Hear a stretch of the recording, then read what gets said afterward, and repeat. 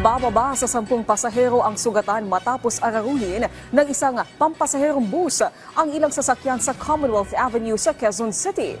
Ang isa pa nga sa mga ito, naging pahirapan ng pag-rescue. Si Mary Ann Basta sa Radyo Pilipinas sa sentro ng balita.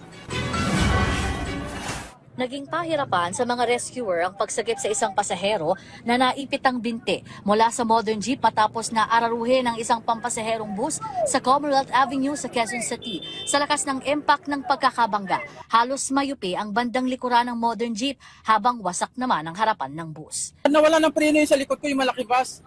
Tapos sinalpok ako. Tapos nung naramdaman ko, dahil parang nanaginip na ako, dahil wala na akong malay, parang lumulutang na ako sa dagat. Pakinamdam ko, wala akong malay, tulog ko pala ako dyan. Tapos na yun, sabi nung babae, tapos sabi nung ali, nung katabi, kuya, uminahon ka, kuya. Tapos hinila yung handbrake. Nung hinila yung handbrake, di kami tumilang po dito sa gasolinahan. Hindi bababa sa 10 pasahero ang sugatan sa pagbangga ng bus sa ilang sasakyan sa northbound lane ng Commonwealth Avenue, bahagi ng Doña Carmen. Sa ulat ng MMDA, bandang alas 7 ng umaga nang mangyari ang insidente kung saan nabangga ng bus ang isang kotse, UV Express, 5 motorsiklo, isang pampasaherong jeep at isa pang modern jeep bago tuluyang sumampa sa Center Island sa ilalim ng ginagawang MRT-7.